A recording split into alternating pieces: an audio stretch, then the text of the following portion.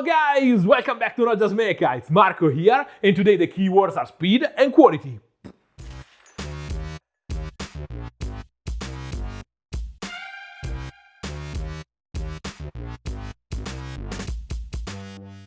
This video officially opens the Curse City cycle, where I'm going to speed paint all the enemies of the box. Skeletons, zombies, vampires and vermin are the four main themes, but don't worry if you don't have this game or you are not into the undead legions and their creepy minions, because I want to treat the steps, techniques and the general mindset of my speed painting workflow as an open source model that you can apply to any figure or army. I really like the design of the box art that ties all the enemies under a coherent army-like aesthetic. So I worked on the original color scheme, adding the dirt and grit that living skeletal soldiers should have, creating a process that I can quickly run in assembly line and easily replicate on the next models. The powerful red is the focal point, and I built my steps and their relations prioritizing its visual output and the general mood of the unit. At the end, I was able to keep the work on the 13 models under the 4 hours, counting also the extra details on the leader of the Wolf and Watch. Don't forget to subscribe and hit the bell button to always know what happens on the channel. And if you want to support my work, like, comment, share, watch another video, and maybe consider joining my Patreon, where you can find the real-time footage of my videos. Thanks a million, guys! Let's talk for a second about basing this kind of projects. I suggest you avoid committing to a powerful or very specific look. I keep my bases simple and quite neutral, because these models are too many and too good to be used only in a single board game. And I know that I'm going to play them in at least 5 or 6 other rule sets. So I want to be able to mix and match what I'm fielding with other models in my collection, without breaking too much the coherency of their look on the table. I'm usually a DIY modeler, and I have my secret recipes for different ground textures. But for armies and board games, especially if I need something really simple like in this case, I like to speed up the work with pre-made products. And AK Interactive Rough Terrain has the perfect scale for flat, natural ground, still full of little movement and details that the brush can catch. It dries in a matter of minutes, and with its 250 milliliters, my grandkids will probably base their miniatures with this same pot. Here is a big speed painting tip. These guys are the dried out corpses of ancient warriors, and I think that the look of their equipment should deliver the visual weight of the time they spent buried. You can obviously paint that information on the smooth sculpt, but all those textures and effects are not very speed painting friendly. Plus, as I said at the beginning, I want my focus to be on the red capes, and that kind of painting can really steal the scene from them. My solution is to add a subtle, real texture to armors and equipment, so I don't have to fake with paint all those little elements. The texture will take colors as part of the sculpt, and it will make wonders interacting with oil washes. A quick coat of black, and we are good to move to the serious stuff. To answer a common question about spray booth and respirator. For the sake of speed, here I'm in full army mode, with my respirator on and the trigger aggressively pushed and pulled. And you can see it from the overspray on the table. Usually I prime and spray in general like this, staying closer to the model and using more delicate movements on the trigger. And as you can see on the backdrop, no overspray. Decide if and which tools you need to contain overspray depending on the quantity you produce. White ink and the black and white sketch are for sure the main protagonists of this workflow. I played the part of the snob painter in a lot of videos, discarding the humble true zenithal light in favor of posh dramatic angles. But the truth is that if you paint it in the proper way, the result can be mind-blowing. A zenithal spray mimics the vector and intensity of the sun at noon, so to unleash its true potential, you should use a powerful directional spray, able to create strong lights and equally powerful shadows. Too often I see a soft grayscale instead of a sharp contrasting black and white. Creating a quick and effective contrast of values is the main reason why we use this technique, and you lose a lot of drama and useful, sharp separation if you soften the transitions too much. That's why usually the best zenithal lights are made using spray cans that operates in a binary on-off mode. I chose a zenithal light because the angle is perfect to catch the movement of the sculpts. Its luminosity is great to boost the red. As you'll see, the white solves the tricky part of the scheme that for me is the bone. And its simplicity can be applied to every other model of the set, making the result uniform regardless of the figure's size and pose, and easy to integrate into every other wargaming collection. Be careful because sometimes you have to fix details like this spine that remains in black because of the solid undercut of a closed detail. When it comes to paint red, the challenges are similar to the ones of painting yellow. You don't want to layer your way over a darker base because they immediately lose their vibrancy and luminosity, and it's easy to lose their true hue in the highlights. My solution, very effective especially for speed painting, is to start from the most powerful, luminous and saturated tone I can create, and work mostly on its deeper shadows, so I cannot lose the proper tone, using the value sketch to automatically create the modulation from base tone and first soft lights and shadows. Inks and contrast paints are my choice to set this kind of base in a single pass. These miniatures will not hit the board all at the same time as a unit in an army, and even using them as skirmish models, I want a bit of diversity in their levels of weathering and the look of their equipment. So I paint some of the capes using the airbrush and some using the brush. I obtain two different finishes, one smoother but paler because of the thin sprayed layer, and one more saturated and with extra movement of the brushstrokes. To avoid stains, use a big brush fully loaded, and controlling a bit its movement, let the paint flow and do its job. Have you ever heard about metallic contrast paints? Of course not, because they don't exist, but you can easily create your own. Phthalo green blue shade is the base of my recipe, because I want the color of the armors to create chromatic contrast with the red of the capes, and the ink boosts the general shine of the mix. Then black to desaturate and darken the hue, a fluid silver to introduce metallic pigments and their realistic metallic glare, and glaze medium to add body to the paint and make the suspension with the heavy metal flakes more stable and homogeneous. You get a colored metallic paint that, when used in thin layers, is transparent enough to read the value sketch underneath. But it becomes opaque when it accumulates in details and panel lines, creating definition like a wash over a layer of metallic paint.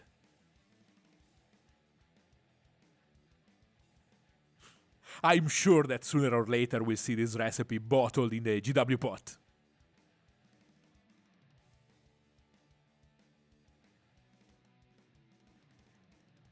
The fluidity of the mix makes it easy to apply, spread and push into the details, and its high saturation makes it tint the surface in a single pass. Give it a stir every now and then to move the metal pigments, that tend to move to the bottom because of their weight.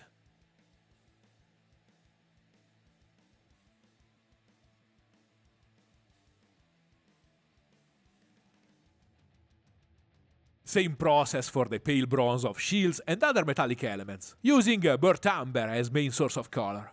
Again, I get a base tone modulated by the value sketch, and with already an extra wash-like kind of definition around the details. 3 steps in one.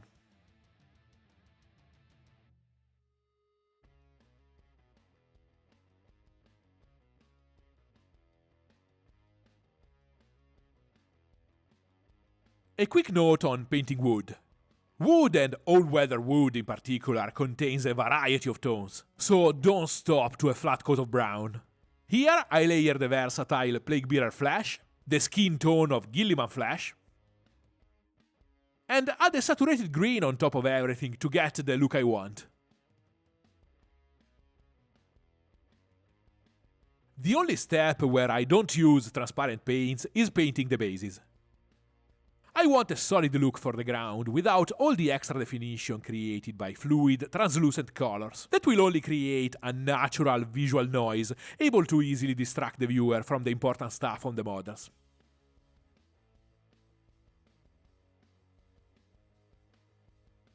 Time for oil paints! A limited palette of black for the general definition and heavy shadows, burnt amber to give life to the dead bones, and light rust for cool little details here and there. I start with burnt amber, adding mineral spirit until I reach the consistency of a dense wash, fluid but still able to maintain a good surface tension if I put a drop on the side of the palette.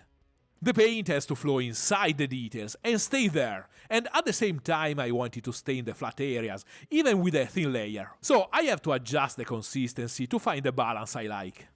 And I simply apply it everywhere I see bones, like the heavy wash it is. The timing is important, and I start with the brown wash because I want it to stay on the models a bit more than the others. So I can make its impact on the white more intense, and its bond with that layer of paint stronger. The brown wash is made to add tones and definition, but I want the black wash to also weather the parts it touches, and create strong black shadows. And I mean real positional shadows, not the general shading of an acrylic wash, but proper, directional, contrasting shadows. You'll understand better the difference during the cleaning stage. To do all this stuff, I make the mix denser and more concentrated, and I use a bigger cup because I'll use a lot of it. The target here is everything else on the model, so I can simply enjoy the scary layering of a thick mass of black paint over a decent paint job. Don't worry, there's always a happy ending using oils. The main beneficiary of this layer is the red cloth of the cape, so don't save on the load of paint on these parts.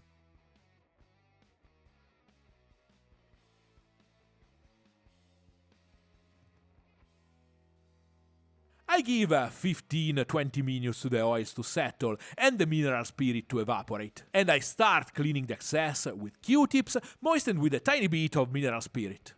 I use the Q-tip like a reverse brush, painting by subtraction. I clean the prominent parts, and I leave the paint inside details and all the areas where I want strong shadows, like inside and under the folds of the red capes. I want a stark contrast in these parts, and using solvent instead of dry Q-tips, I completely erase oil paint from the areas where I don't want it, bringing back the original saturated tones that become strong highlights next to the black recesses. This is the great difference and the main advantage of an oil wash over an acrylic wash. I can get the same, actually a more precise level of definition, without darken and desaturate the whole surface, and I can modulate its presence to create all the smooth modulation I need for highlights and deep shadows.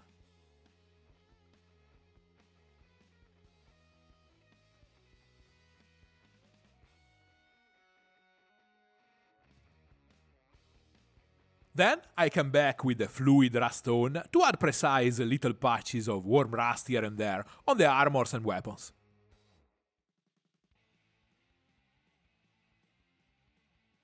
Back to acrylics to add an extra level of weathering and character using the airbrush to create a soft layer of grey dust on the lower edge of the capes.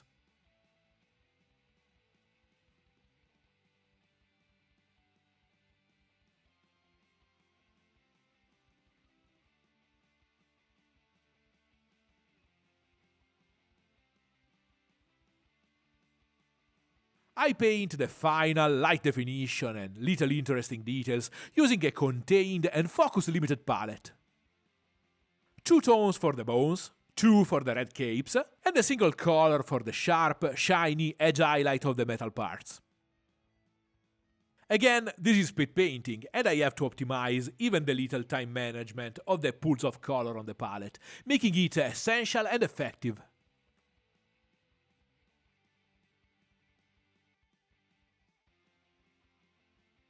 I know exactly the question that is in your mind right now. But can you paint with acrylics on top of oils? Absolutely, yes. When mineral spirit evaporates, a matter of minutes, you can paint over the clean areas. And when the external layer of oil is dry to the touch, a matter of 15-30 minutes, you can paint also the dark areas. But I'm painting light definition and details now, and the oily parts are the extreme shadows, so I don't really need to add anything on them. And I can go on with the work without losing a second.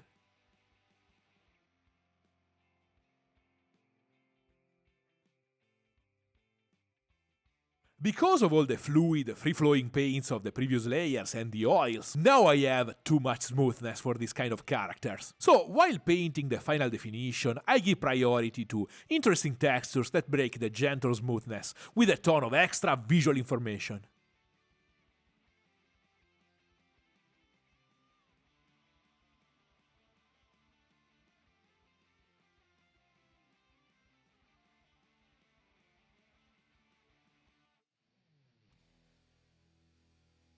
I use a ton of quick and quite random dotting and cross-hatching to create the pattern of the old fabric.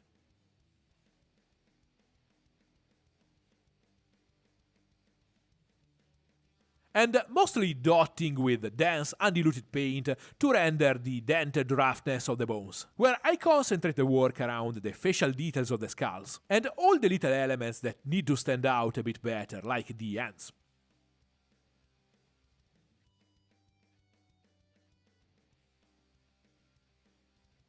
The work here is even simpler than on the capes.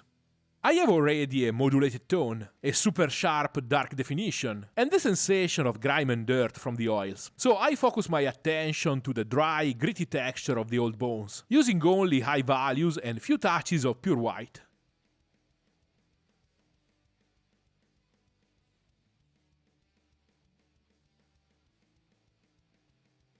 I highlight the metallic parts using an irregular mix of lines and little dots on the edges and every sharp angle.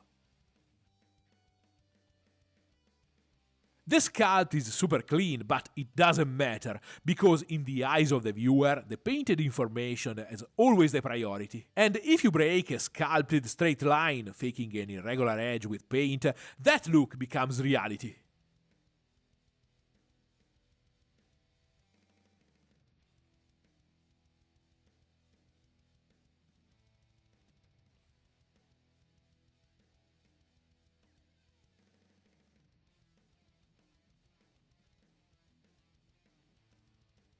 Creating definition through textures, you kill two birds with one stone. You get the information of the shape of the edges, but you add also character and storytelling. All these with the advantage that you don't have to be super neat and precise, and the most hated step of miniature painting becomes super quick and super funny. And here is the final result. 13 models in less than 4 hours of work, with a quality that has nothing to envy to the official box art, with actually more details and general visual information. Again, even if the scheme is specific to these models, I wanted to put the accent on the techniques and the reasoning behind every step, so you can transfer the general information and the bits you need to every other miniature.